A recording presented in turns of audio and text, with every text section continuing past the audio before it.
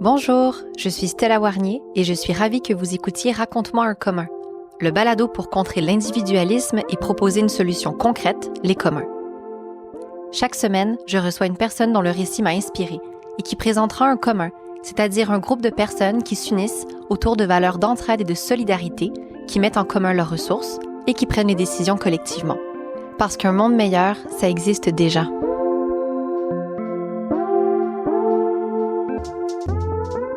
1,5 million de personnes dans un commun.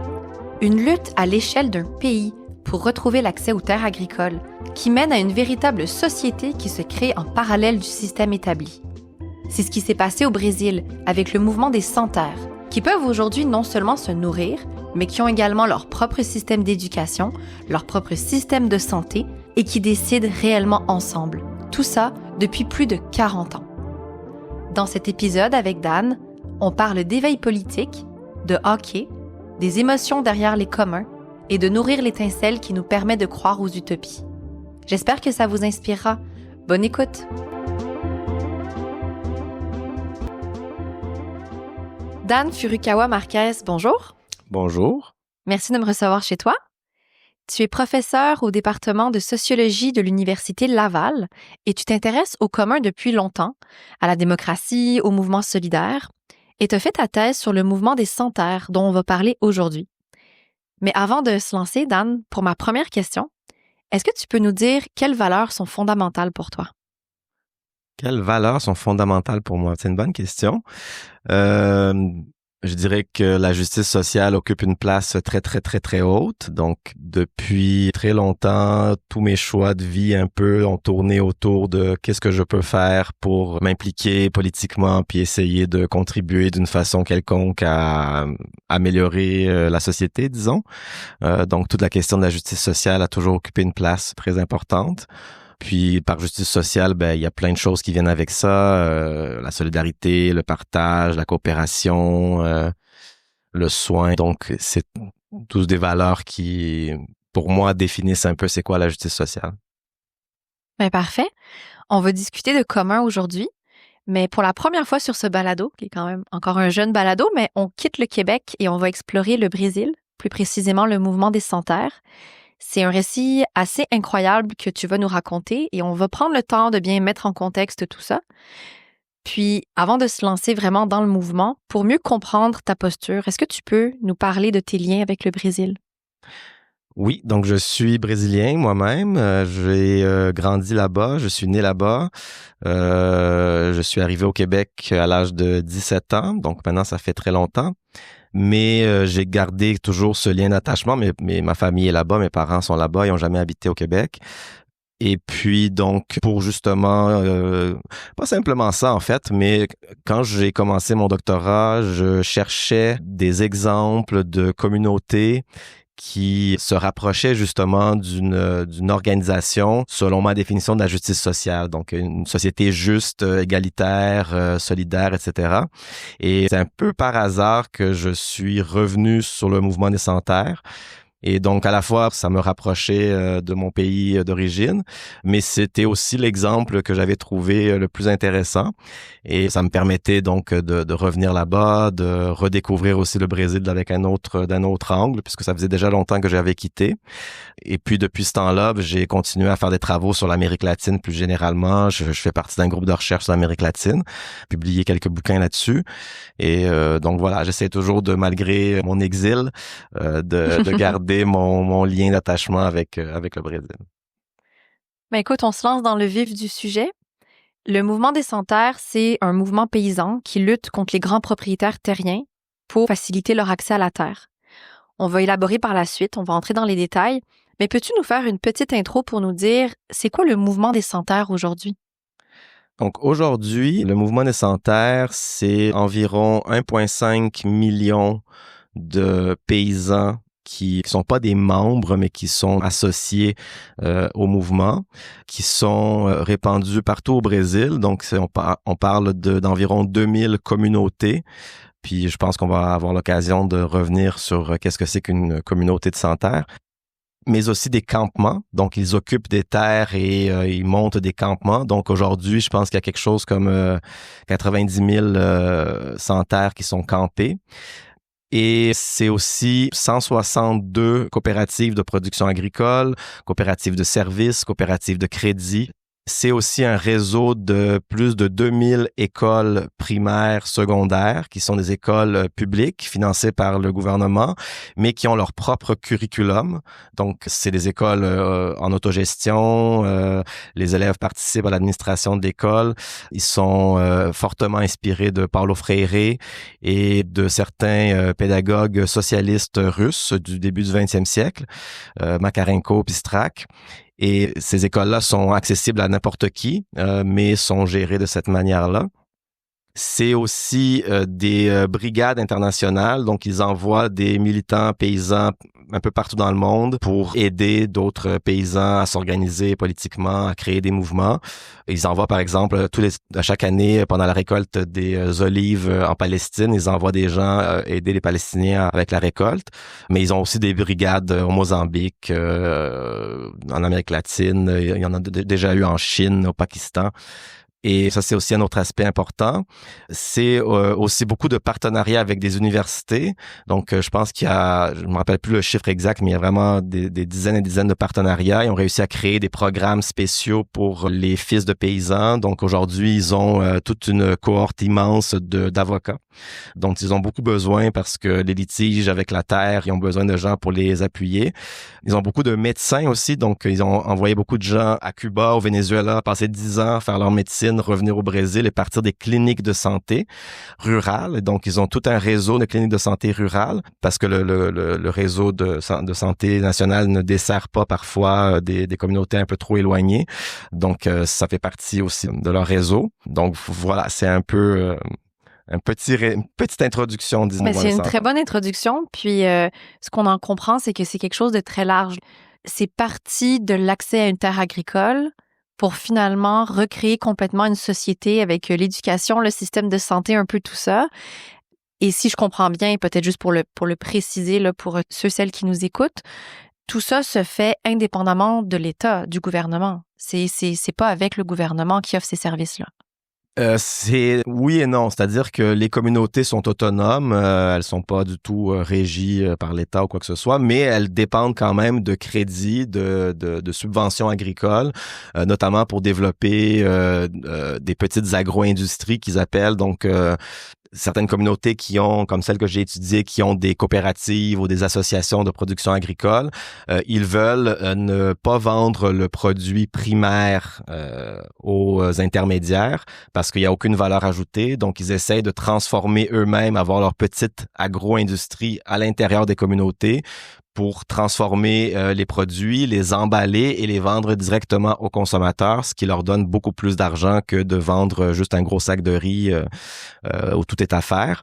Et donc, pour ça, ils ont besoin de subventions agricoles. Donc, il y a tout un programme du gouvernement qui existe depuis longtemps pour leur permettre de développer aussi leur infrastructure, leurs moyens de production. Puis aussi, l'aspect de comment ils réussissent à obtenir la terre, ça, c'est, je pense qu'on va y revenir peut-être historiquement comment ça fonctionne, mais c'est aussi là une question que l'État doit exproprier certains propriétaires pour leur donner la terre. OK. Parlons-en justement parce que le contexte est très important pour mieux comprendre le mouvement. Entre 1964 et 1985, au Brésil, c'est une dictature militaire, répressive, violente. La lutte sociale se fait de manière clandestine, se fait en secret. Les gens font du mieux qu'ils peuvent et c'est là que la résistance s'organise.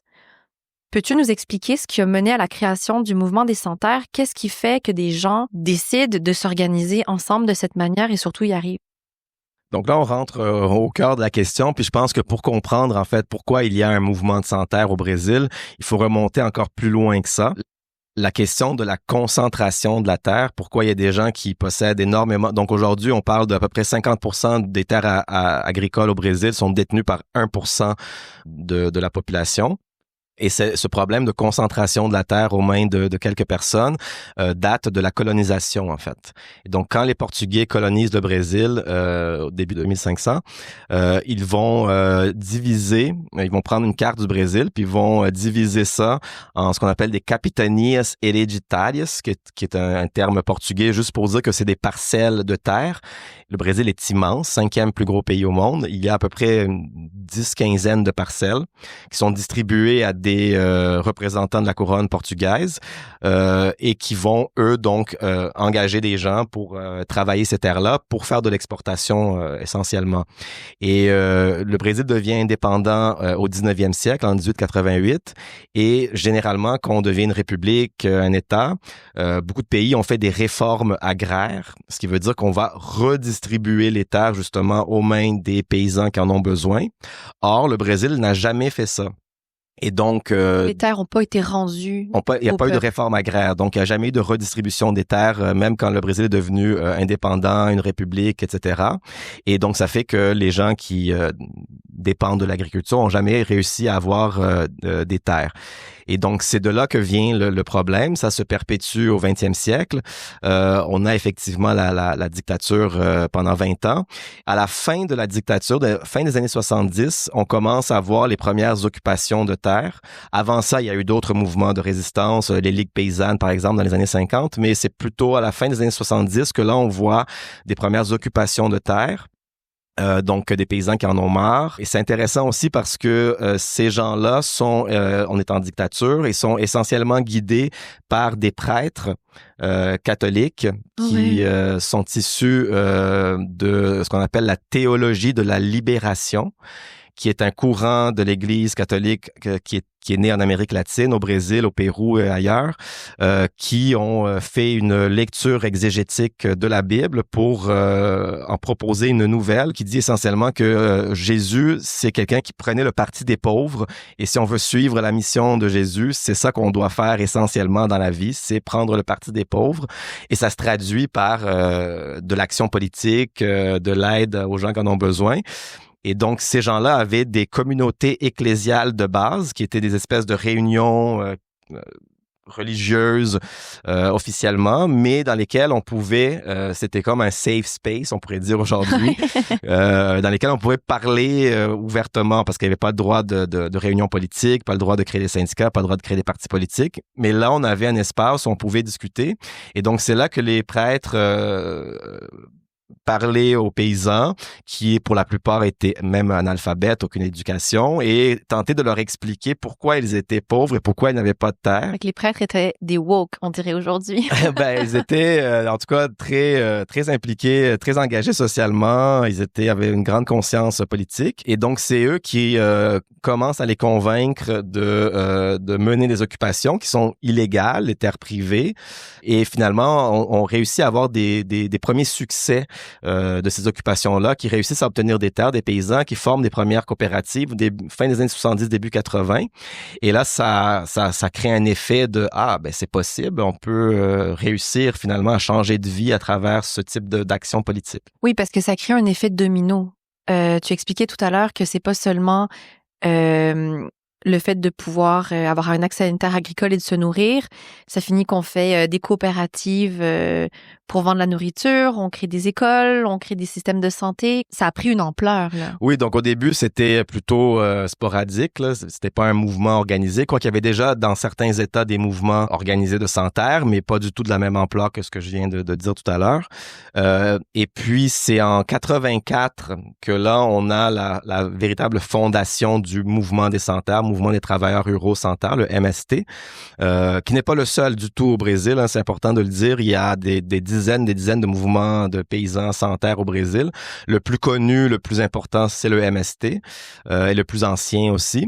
Mais il y en a d'autres. Mais à cette époque-là, janvier 84, c'est la fondation du mouvement, parce que on a une réunion dans le sud du Brésil, dans l'état du Paraná, où on a des représentants je pense qu'une quinzaine d'États brésiliens, c'est pas plus, qui se réunissent là et décident de fonder officiellement un mouvement social de sans-terre.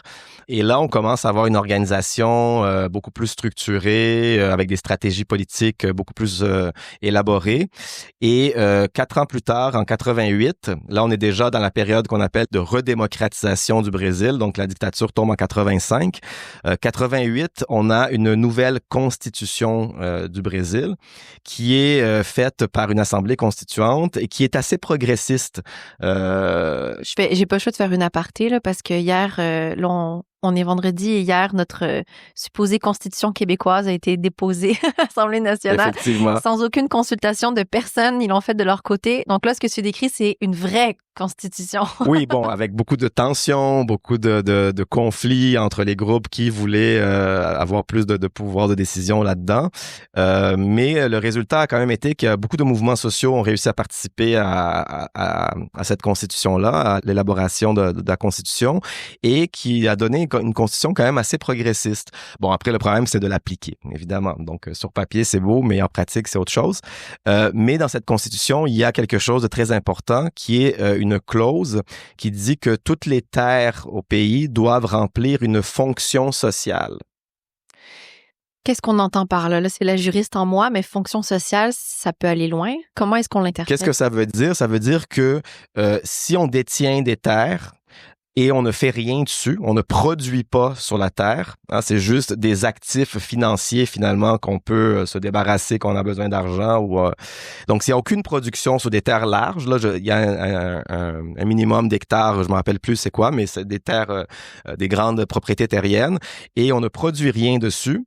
On peut se faire évaluer par l'État. On va avoir une vérification de l'État, des agents de l'État qui vont aller vérifier ce qui se fait là, sur cette terre, et elle peut être jugée comme étant improductive. Ça veut dire qu'il n'y a pas de production dessus. On est en train de gaspiller de la terre qui pourrait servir à nourrir des gens. Et donc, elle ne remplit pas sa fonction sociale.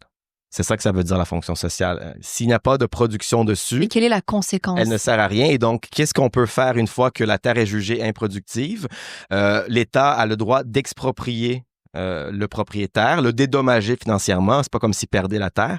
Il a un dédommagement financier et il peut repasser la terre aux paysans. Et donc, ça fait en sorte que la stratégie d'occupation de terre a vraiment fonctionné parce que il le faisait avant. Donc, j'ai dit, ça commence dans les fin des années 70, 78, 79. Mais en 88, là, on a une arme juridique vraiment importante qui nous permet de continuer cette stratégie-là. Et donc là, on va avoir une multiplication d'occupations. Et donc, comment ça fonctionne? C'est qu'ils vont rassembler, c'est toute une organisation de comment on va occuper une terre. À cette époque-là, on parlait parfois d'occupation avec 5000 personnes qui débarquent sur un terrain du jour au lendemain. Donc, le propriétaire est jamais sur la terre. Hein. Lui, il paye des gens pour rester là, pour s'occuper de la terre. Mais donc, ces gens-là qui sont un peu, je veux dire, pris entre l'arbre et l'écorce, là, ils sont pas... mais c'est eux qui s'occupent de la terre. Puis un jour, ils se réveillent le matin, puis il y a 5000 personnes campées sur leur terrain. Et donc, ils ne peuvent pas juste dire « Hey, allez-vous-en, c'est une propriété privée ». Ils sont obligés d'aller voir la police, puis dire « Regardez, il y a une occupation de terre sur notre terrain ». Et là, la police est obligée de déclencher un processus de vérification pour voir si la terre est productive ou pas. Et c'est comme ça que ça fonctionne. Et donc, OK, wow. La police ne peut pas simplement être répressive, arriver, puis non, elle est obligée parce que eux disent que la terre est improductive. Occupent la terre en disant cette terre-là ne produit rien. Et donc, la police est obligée de déclencher un processus juridique pour vérifier si la terre est productive ou pas. Et donc, ça va pas se faire rapidement du tout. Donc, comment ça se passe normalement, c'est que le processus est déclenché, la police va arriver, ils vont dire retirez-vous. Les sans-terre vont se retirer et souvent, ils vont se recamper sur le bord de l'autoroute de la terre parce que c'est public. Et donc là, ils peuvent rester plus longtemps. Donc, ils font des espèces de lignes de campement immenses. Et à un moment donné, ils vont dire, ben là, on va remettre de la pression, ça prend du temps, ils réoccupent la terre pour mettre de la pression sur le processus juridique. Parfois, ils vont voir une autre terre où ils pensent qu'ils ont plus de chances que ça aboutisse plus rapidement. Et donc là, ils vont aller occuper une autre terre. Et donc, ce processus d'occupation, occupe, etc., ça prend généralement des années. Moi, j'ai rencontré des gens, ça faisait 15 ans qui occupaient des terres comme ça. Donc, c'est un très long processus. Parfois, ça peut être plus vite, mais c'est général. Je pense que la moyenne, c'est 5 ans au moins. Mais là, les gens vivent dans des camps pendant 5 ans ou est-ce qu'ils se relaient? Je veux dire, les gens travaillent, vont à l'école, ont des enfants. Donc, c'est pas tous les camps qui sont pareils. Et donc, qu'est-ce que c'est qu'un campement? Et c'est vraiment une étape super importante dans le processus, c'est que ces campements-là sont des véritables villages dans lesquels il y a des règles, des normes, des façons de s'organiser. Les tentes sont numérotées, il y a des rues, il y a des tentes collectives, il y a des secteurs. Donc, on va avoir des secteurs d'éducation, secteurs de santé, secteurs d'infrastructure, secteurs de le front de masse. Donc, c'est les actions politiques. Qu'est-ce qu'on va faire? Qu'est-ce qu'on peut organiser comme action politique aussi autour de ce campement? Il y avait à l'époque des écoles itinérantes, donc c'était des professeurs, des vrais professeurs qui se promenaient de campement en campement pour en fait offrir une éducation comme régulière entre guillemets aux enfants qui sont là. Et là les gens peuvent pas me voir mais j'ai des étoiles dans les yeux là, c'est ma société de rêve, chose absolument extraordinaire. C'est incroyable et donc c'est une période de socialisation politique. C'est là qu'ils apprennent par exemple qu'une cuisine collective, des gens qui faisaient des cuisines collectives, ben ils mangent mieux, ils répartissent mieux les tâches, le travail, parce que chacun prend soin de faire la cuisine pour tout le monde, alors que d'autres tantes au départ étaient individuelles et faisaient eux-mêmes chacun leur propre nourriture. Assez rapidement, par la pratique, ils se rendent compte que s'organiser collectivement, c'est pas parce qu'ils ont lu un bouquin sur le socialisme qu'ils se ont dit « Ah, ça, c'est une bonne idée ». C'est parce que dans la pratique, ils voient que la coopération, l'organisation collective, ça fonctionne mieux. Tout le monde sort gagnant de ça et donc, ils voient dans la pratique, dans l'expérience vécue, que c'est quelque chose qui améliore vraiment leurs conditions de vie. Et donc, cette période qui est très longue, finalement, elle est super importante parce que c'est là que on vient apprendre une conscience politique de notre pouvoir d'agir, ce qu'on peut faire collectivement quand on s'organise en groupe et on revendique des choses, alors qu'avant, chacun était isolé dans sa famille, il n'y avait pas vraiment de contact avec ces choses-là. Et là, tout d'un coup, ils sortent de leur impuissance, ils découvrent qu'ils peuvent avoir un effet concret. On sort de l'individualisme aussi. On sort aussi de l'individualisme. Et c'est une conception de l'État qui, je pense, pour la majorité des gens, est presque forcément utopique, alors que pourtant ça existe. Donc, ce n'est pas une utopie. Mais on a vraiment tendance à voir l'État comme étant ce cadre qui décide, qui gouverne, qui est répressif aussi. Et là, l'État a un rôle de protéger réellement la population, de fournir des subventions, puis ensuite les gens s'organisent eux-mêmes et mettent sur pied eux-mêmes leur service public, entre guillemets, là. Oui, mais en fait, faut dire aussi qu'ils sont pas non plus totalement dépendants de l'État, hein. Donc l'État joue le rôle, comme j'ai dit, pour l'expropriation, pour le repassage des terres, mais parce qu'ils ont aujourd'hui tout un réseau de coopératives, d'associations, ils ont maintenant aussi des magasins dans les grandes villes au Brésil. Ils ont des magasins comme des épiceries où les paysans peuvent donc acheminer leurs produits et vendre directement aux consommateurs. Mais là, c'est leur propre magasin. Ils ont beaucoup de marchés publics un peu partout aussi où ils vont vendre directement aux consommateurs. Ils ont des contrats beaucoup avec des écoles. Quand Lula était au pouvoir, le dernier mandat, il avait instauré une politique qui obligeait les écoles publiques à s'approvisionner à hauteur de 30%, je pense, de leur nourriture chez les sans-terre. Donc, il y a cette espèce de relation avec l'État qui est à la fois de défiance. Parfois, quand ils ont besoin de mettre la pression, ils vont occuper le ministère de l'Éducation avec des milliers d'enfants pour revendiquer plus d'argent pour réformer les écoles parce que les écoles sont en décrépitude. Ils vont avoir aussi des gens, parce que ça fait 40 ans que ça existe, des gens qui ont été engagés comme fonctionnaires, donc qui travaillent à l'intérieur des ministères pour essayer de changer les choses de l'intérieur, mais qui, dans leur tête, c'est juste des infiltrés. Des infiltrés. Hein, c'est, comme on dit en anglais, ils sont in and against the state. Ils sont à la fois dans et contre l'État. Et ça, c'est quelque chose des fois, on pense que c'est impossible, mais eux, ils le font. C'est vraiment des relations à la fois quand on a besoin, on va mettre toute la pression, puis on va s'opposer, puis on va aller occuper des trucs. Mais des fois, on va aller coopérer, collaborer avec eux parce qu'on en a besoin aussi dans certaines situations, là.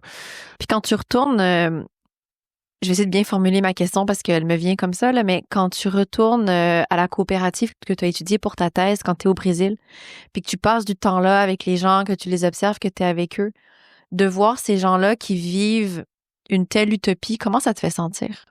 Ah, moi, c'était là, on est dans l'extrême émotion, hein, parce que ce que j'ai c'est là où je veux vécu. t'amener. Ah non, ce que j'ai vécu au Brésil, là, c'est avec les Sans-Terre, c'est des choses les plus touchantes humainement, politiquement que j'ai jamais vécues.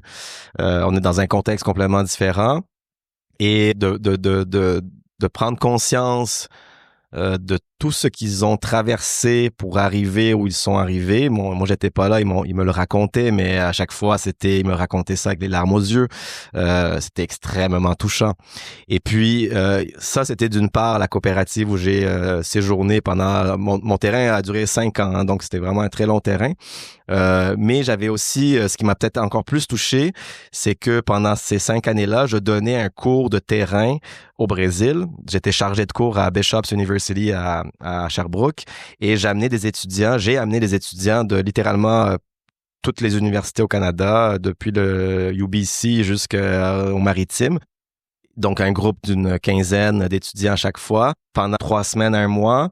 Et on se promenait, à chaque année, on allait dans des communautés différentes, visiter, etc. Et il y a aussi j'ai oublié de le dire, le MST a une sorte d'université. Ça s'appelle l'École nationale Florestan Fernandes, qui ressemble vraiment à une université. Eux, ils appellent ça une école, ils veulent pas appeler ça une université, mais ça ressemble en pratique vraiment à une université. C'est ultra beau, à côté de São Paulo. Puis c'est comme un peu la plaque tournante des mouvements sociaux de partout en Amérique latine, mais aussi maintenant d'ailleurs, Afrique, Asie aussi. Et donc, on allait là pendant 1 semaine, on était logés là, et là, on rencontrait des militants de partout dans le monde qui nous racontaient leurs histoires, leurs mouvements, leurs causes. Et ça, c'était quelque chose qui venait chercher le plus profond de moi, politiquement, et des étudiants aussi, évidemment. Et ensuite, qu'on allait dans les communautés et que les gens nous racontaient leurs histoires. On a participé à des occupations, on a participé à des blocages d'autoroutes on se faisait réveiller à 3 heures du matin. Bon, stratégie, on prend votre bus, on s'en va occuper, on bloque toutes les routes de l'État. Donc, c'est vraiment une participation très active. On a manifesté avec eux. Donc, là, on vit des choses vraiment. J'étais là pendant le coup d'État de 2016 avec que Dilma a été destituée. J'étais dans la communauté de Sans-Terre. Donc, de vivre ça, là, on a l'impression de vivre vraiment l'histoire parce que les choses se passent beaucoup plus intensément que ici, par exemple. Donc, c'est cet engagement constant. C'est leur vie, hein. C'est pas... j'ai oublié de le mentionner, ils ont 30 000 militants actifs qui sont finalement des gens qui sont salariés, donc un salaire minimum pour vivre, mais ils ne font que ça.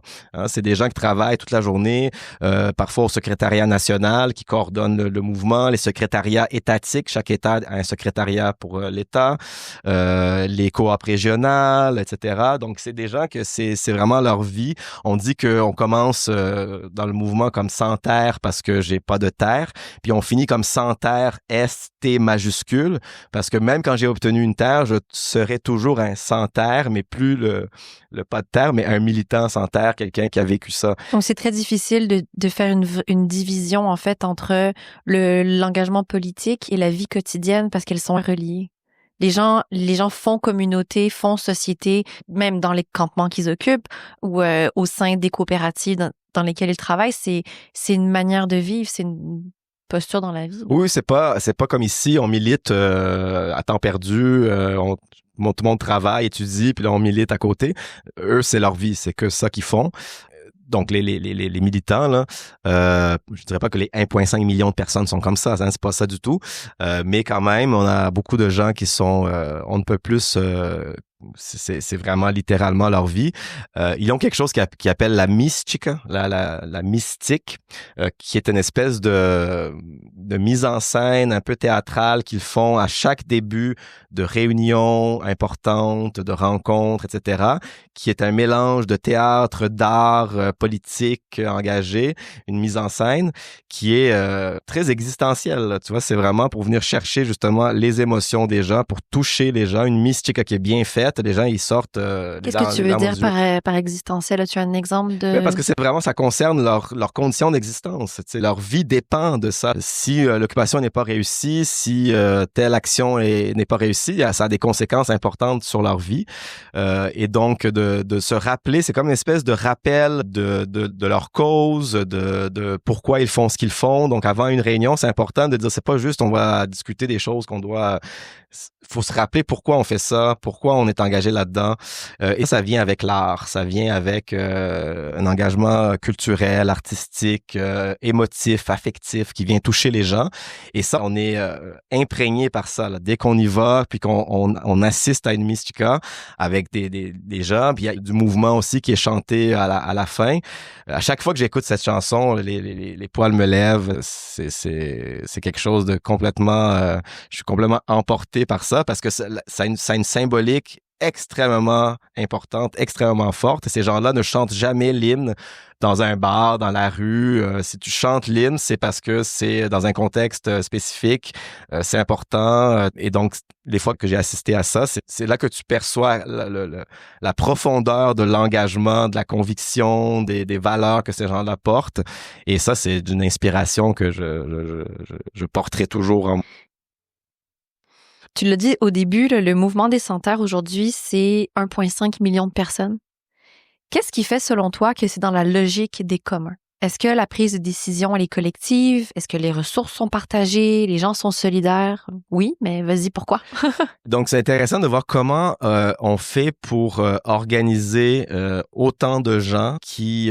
donc, le mouvement est présent dans 24 des 27 États brésiliens, donc autant dire presque partout. Les 3 États où il n'est pas présent, c'est parce que c'est en Amazonie, il n'y a pas de terre agricole, c'est la forêt. Mais comment on fait pour mettre de la démocratie directe dans un mouvement de 1,5 million de personnes?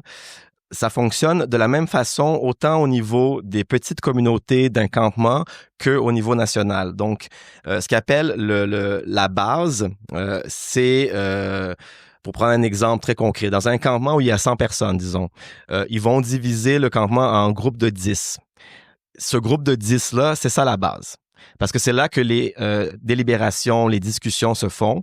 Ce petit groupe-là va avoir toujours 2 représentants, un homme et une femme, qui va être des rapporteurs et qui va rapporter aux 10 groupes. Donc, chaque groupe va avoir ses représentants. Ces gens-là, donc, vont sortir le consensus de la discussion de leur groupe, vont dire, moi, c'est mon groupe, c'est ça qu'on a décidé. Chacun des groupes fait la même chose et là, ils vont débattre entre les représentants jusqu'à temps d'avoir un certain consensus. Et là, on est dans un campement. Tous les campements font ça. Et là, ils vont avoir une organisation régionale. Donc, tous les campements vont discuter, débattre des mêmes choses. Ensuite, ils vont avoir la même chose au niveau étatique. Donc là-bas, c'est des États, c'est pas des provinces, mais ça serait comme des provinces. Donc, toutes les régions vont se réunir et vont essayer de trouver un consensus. Puis ensuite, tous les États vont se réunir au niveau national et ils vont essayer de débattre la chose. Dès que une question bloque ou qu'on voit qu'il y a vraiment des divisions, des débats, ça redescend à la base et ils rediscutent la question. Ils disent, regarde, c'est telle position qui fonctionne pas et donc on va remonter. Et donc, peu importe la taille du groupe, la démocratie reste réelle et participative. Les gens ont leur voix au chapitre. C'est que ça fonctionne par des congrès nationaux qui font environ à chaque 5, 7, 8 ans. Ça dépend du contexte politique. Des fois, ils sont pas capables de le faire cette année-là. Ils vont le reporter. Mais qui donnent les grandes orientations, les grands slogans, les grandes campagnes qui vont mener pour les 5 prochaines années. Tout ça est décidé par la base. Et donc, comment on fait pour décider ce programme-là avec 1,5 million? On lance les discussions 2-3 ans parfois avant le congrès. Et c'est pendant tout ce temps-là, 2-3 ans, va-et-vient, base nationale. On arrive au congrès, c'est 20-30 000 personnes qui sont réunies, c'est très festif, beaucoup d'art, beaucoup de musique, beaucoup de danse, on est en Amérique latine.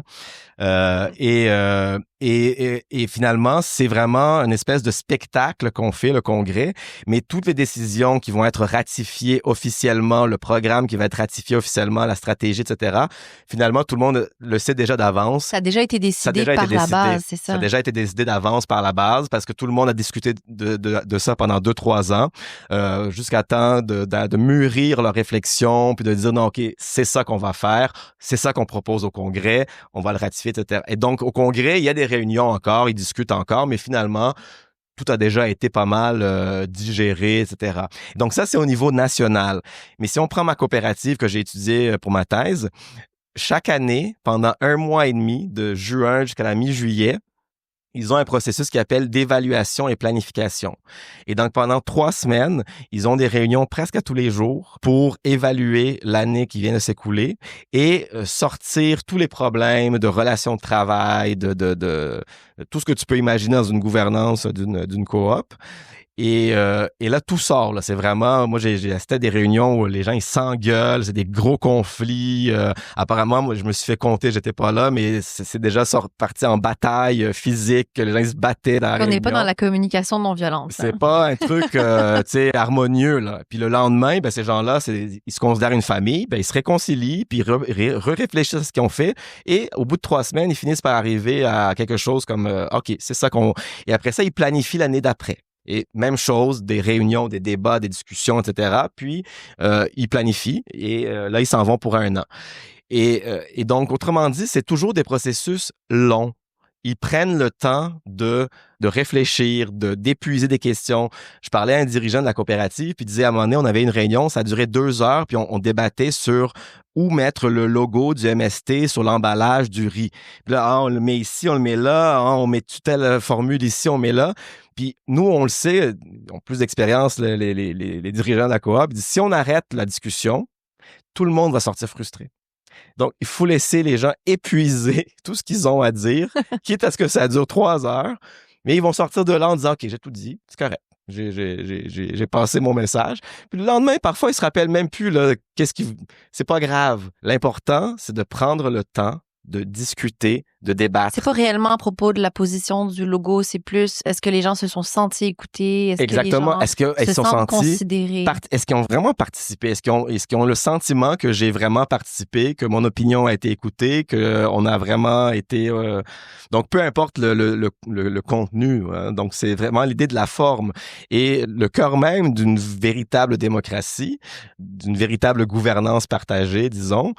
C'est ça. Et c'est quelque chose que, surtout en Occident, on a beaucoup de difficultés avec ça parce que tout va très vite, c'est l'accélération, etc. C'était complètement ce que j'avais en tête quand tu me racontais ça. Je me disais, mon Dieu, les gens vont écouter ça et vont se dire, laisse tomber les communs si ça veut dire que je dois parler d'un logo pendant 2 heures. Là, tu sais, que c'est comme...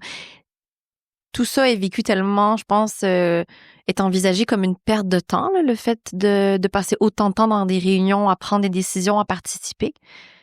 En Occident, on va dire c'est inefficace. Hein? On perd notre temps, exactement. Alors que là-bas, c'est perçu comme c'est ça la participation. Puis là, je parle du logo, c'est un exemple extrême.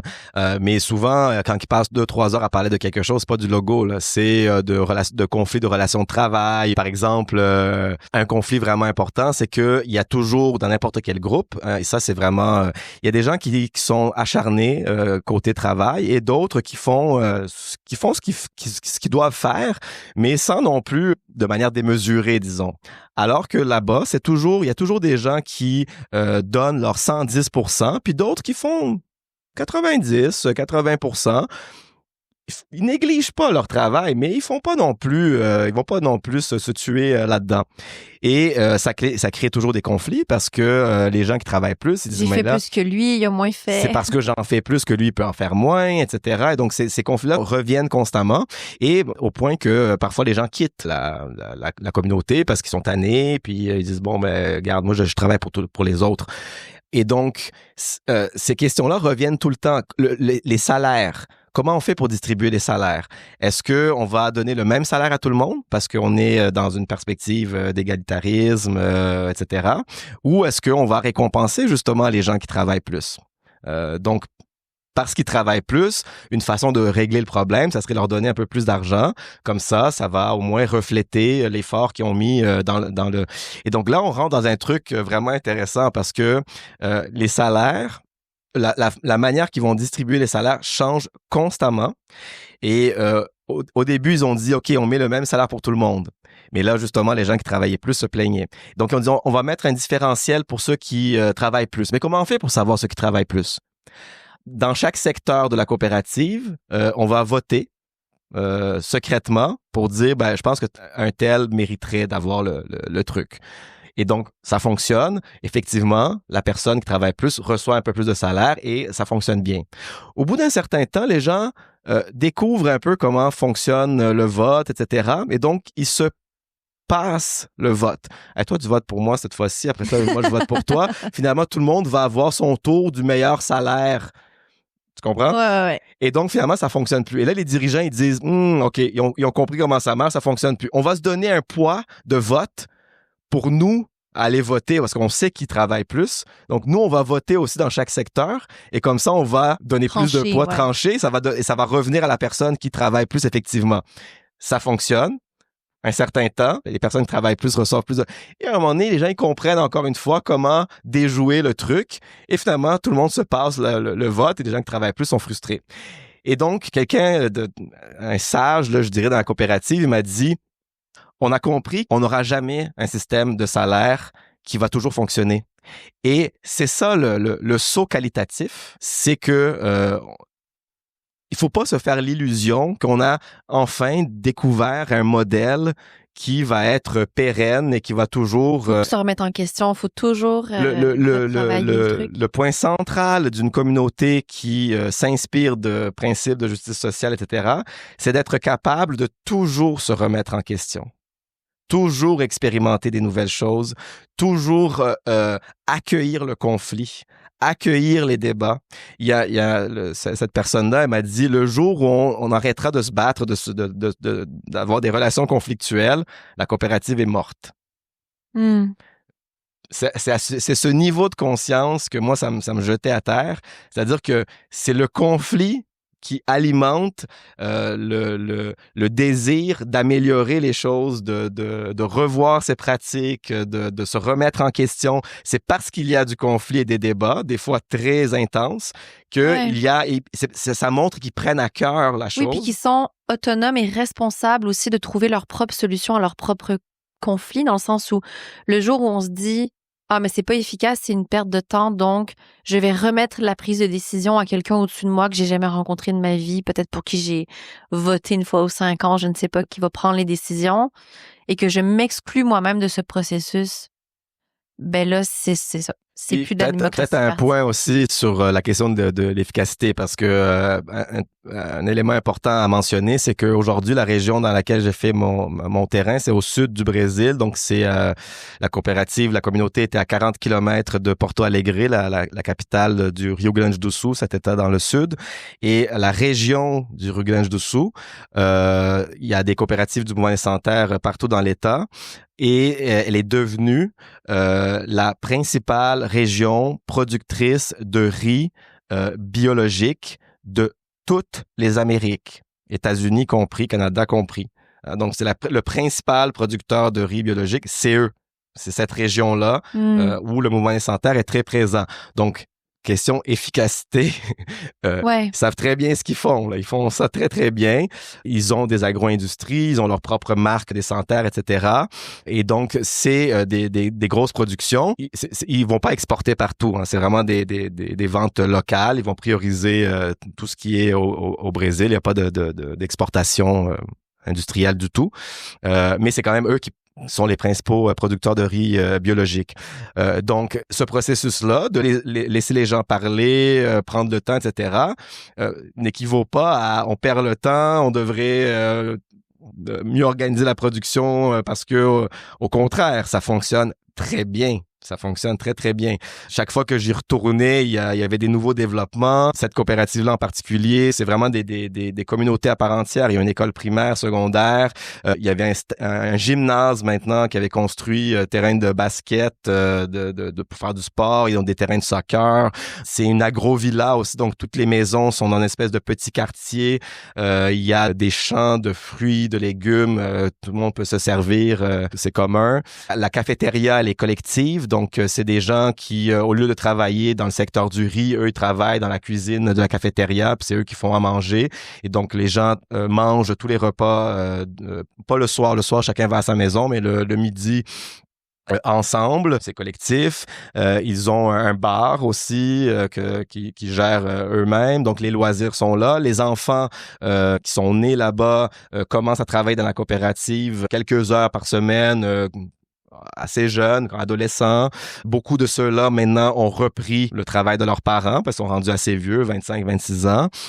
Sont devenus aussi, se sont formés, chose que leurs parents n'étaient pas nécessairement formés à ça. Donc, eux, maintenant, ont des diplômes en gestion de coopérative, ont des diplômes en éducation. Certains sont devenus professeurs. Et donc, il y a une clinique de santé sur place. Et donc, c'est vraiment comme une mini-société. Celles-là. Ils sont pas toutes comme ça. Les 2000 communautés que j'ai parlé sont très différentes les unes des autres. C'est pas toutes comme ça. Celle-là, c'est vraiment un modèle que j'ai choisi parce que justement, c'était un modèle de réussite, etc. Je voulais savoir comment ils ont fait, qu'est-ce qu'ils font, c'est quoi les défis, les conflits, les limites de ça. Mais donc, c'est cet aspect de comment on réorganise une communauté en fonction de ces principes de justice sociale qu'on aimerait voir dans notre société. Parlons justement de politique. Toi, ton éveil politique, c'était pendant le Sommet des Amériques. Tu étais un jeune, tu étais au Québec depuis peu, tu étais arrivé parce que tu étais un excellent joueur de hockey, donc tu as eu la chance de venir étudier au Québec grâce à ça. Puis un jour, c'est la manifestation dans la rue, on est en quoi, 2000, 2001? 2001, ouais. 2001, les gaz lacrymogènes partout, les gens sont tous dans la rue en train de manifester. Toi, tu sors dans la rue puis tu te dis, mais qu'est-ce qui se passe? Et là, c'est le début de ton éveil politique. Est-ce que tu veux en parler? Oui, effectivement, j'étais aucunement politisé à cette époque-là, et c'est ce que tu viens de dire. Donc, le Sommet des Amériques, c'était cette grande rencontre des 34 chefs d'État qui étaient tous rassemblés à Québec pour essayer de s'entendre sur le fameux accord de libre-échange des Amériques, l'ALENA. L'ALENA, ouais. La zone de libre-échange des Amériques, la ZLEA, c'était ça que ça s'appelait. Oui, c'était la ZLEA, la zone de libre-échange des Amériques. Et puis, il y a eu le sommet des peuples qui se faisait en parallèle. Donc, Québec il y avait un périmètre de sécurité qui avait été installé autour du lieu où se passait la rencontre, beaucoup de police et énormément de gens. Je pense qu'il y avait 150 000 personnes et militants qui sont venus de partout dans les Amériques, d'Europe aussi. Et j'habitais là. Et donc, moi, le Brésilien qui débarque dans un pays censé être stable, pacifique, ça m'avait vraiment beaucoup interpellé. Et en parlant aux gens dans la rue, en leur demandant très naïvement, qu'est-ce que vous faites ici? Pourquoi vous êtes là? Qu'est-ce qui se passe? Tranquillement, ils me racontaient qu'est-ce que c'était qu'un accord de libre-échange. Et donc, c'est curieux parce que quelqu'un qui vient d'un pays, il y a beaucoup de pauvreté visible autour de lui. C'est pas ça qui m'a allumé politiquement, c'est un accord de libre-échange, mais aussi le fait de voir plein de gens qui se déplaçaient, qui venaient se confronter la police, etc., pour passer un message. Je me disais, c'est quand même important, il y a quelque chose de... Et, ça a été un déclic pour toi. Et ça a été un déclic. À partir de là, j'ai commencé à m'informer davantage, je me suis impliqué dans les mouvements sociaux et ça a jamais arrêté depuis ce temps-là. Une question que je pose à tout le monde sur le balado, qu'est-ce que tu voulais faire quand tu étais ado?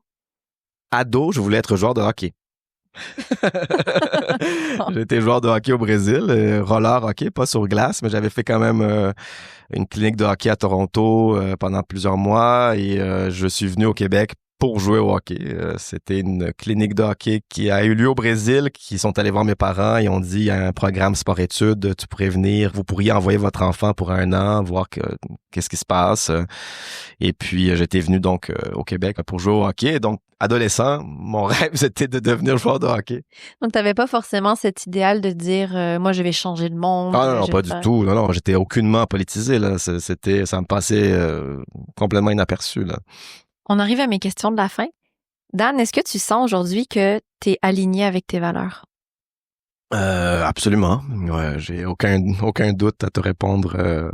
Je suis à la place où j'ai voulu être depuis... je dirais depuis le cégep, on parlait du Sommet des Amériques. Assez rapidement, j'ai commencé à me demander qu'est-ce que je pourrais faire, que serait la contribution où je me sentirais à la fois le plus à l'aise et que je pourrais avoir un impact que je trouve important. Et je m'étais assez rapidement dit, j'aimerais ça un jour devenir un professeur d'université. C'était vraiment mon horizon. J'ai eu beaucoup de doutes par rapport à ça, mais... tout mon cheminement que j'ai fait depuis ce temps-là et toutes mes implications, j'ai toujours été à cheval entre le militantisme et mes recherches. Et aujourd'hui, je peux concilier les deux de la meilleure façon, je pense, que j'ai toujours voulu, en fait, malgré les doutes, malgré les remises en question, avec la conscience aussi très aiguë que c'est un immense privilège que d'avoir été choisi pour être prof, parce que le contexte académique de la grande majorité des doctorants, les docteurs ne deviennent pas profs d'université, même si c'est ça qu'ils auraient voulu. Donc, je sais à quel point c'est une chance inouïe et j'essaie de rendre justice à cette position-là. Ben, c'est beau. Qu'est-ce que tu aimerais dire à celles, à ceux qui nous écoutent et qui entendent peut-être parler des communs pour la première fois? Qu'est-ce que j'aimerais passer comme message? Mais je pense que c'est peut-être la question de démystifier un peu la chose, parce que là, j'ai insisté beaucoup dans notre conversation sur les pratiques. Puis je pense que c'est ça qui est important, c'est d'aller voir des communs, d'aller voir des gens qui essayent de mettre ça en place. Puis qu'est-ce que c'est? Comment ça fonctionne? C'est quoi les défis? C'est quoi les obstacles? C'est quoi les réussites? Mais concrètement, allez en voir, essayez de trouver des communs proches de chez vous, puis allez parler aux gens, allez les rencontrer, demandez-leur c'est quoi, pourquoi ils font ça, comment ça fonctionne. Puis je pense que c'est ça la meilleure manière de toucher justement les gens. Peut-être une dernière remarque sur parce que c'est drôle, j'ai enseigné ça hier, mais qu'est-ce qui a fait que les paysans que j'ai rencontrés ont décidé, la première étincelle qui leur a fait croire qu'ils pouvaient changer de vie, c'est qu'il y avait beaucoup de gens là-dedans qui avaient des membres de leur famille qui avaient occupé des terres avant eux et qui avaient réussi à en obtenir et qui avaient parti des coopératives. Et donc, il allait visiter ces gens-là la fin de semaine, puis chaque fois, ils voyaient des améliorations, puis à quel point leur qualité de vie augmentait. Puis, c'est la première étincelle, c'est cet espoir ou une activation d'une croyance que on peut faire autrement, on peut changer les choses. Et cette croyance-là, elle est déclenchée par un contact, une expérience vécue qui vient toucher à la fois les sens, parce que c'est vraiment une espèce... Il me racontait, il dit, j'avais des étoiles dans les yeux, là, j'arrivais chez mon oncle, puis les yeux me brillaient, j'étais dans une espèce d'état... et cette étincelle-là, c'est ça qui plante la première graine de dire... c'est possible de changer de vie, de faire autrement, de faire les choses autrement. Et donc, ça active une croyance qu'ils n'avaient pas avant. Ils ont commencé à croire qu'ils pouvaient faire quelque chose. Puis ensuite, ils se disent, OK, qu'est-ce qu'on peut faire concrètement? Mais cette première étincelle, je pense qu'elle est vraiment importante parce que souvent aussi, l'engagement politique de faire quelque chose, souvent on va l'associer à dire j'ai vécu une injustice, j'ai vécu une répression, etc. Puis c'est donc là ça m'a indigné et donc là je vais. Mais parfois c'est pas juste ça. Parfois c'est d'aller vers des expériences positives, des cas qui fonctionnent, des choses qui sont inspirantes. Puis parfois c'est ça qui va nous mener finalement à croire puis à vouloir en faire plus. C'était un excellent mot de la fin. Moi, c'était ma dernière question. Donc, merci beaucoup, Dan, d'avoir répondu aux questions puis de nous avoir raconté l'histoire du mouvement des Sans Terre avec autant de passion que tu l'as fait. C'était vraiment génial. Donc, je te remercie beaucoup. C'est moi qui te remercie de m'avoir invité. C'était un grand plaisir. Si cet épisode a résonné avec vous, je vous invite à le partager avec quelqu'un de votre entourage qui pourrait avoir besoin d'espoir, besoin d'y croire, pour qu'on y arrive ensemble. Si vous avez aimé la discussion, n'hésitez pas à mettre 5 étoiles, laisser un commentaire. Ça aide à propulser le balado et à donner de la visibilité aux histoires inspirantes des gens qui changent le monde, une initiative à la fois. Finalement, si vous avez envie de vous impliquer dans des communs, d'en jaser, de participer à la vie collective, j'espère que cet épisode sera une petite étincelle qui nourrira votre élan. Merci pour votre écoute.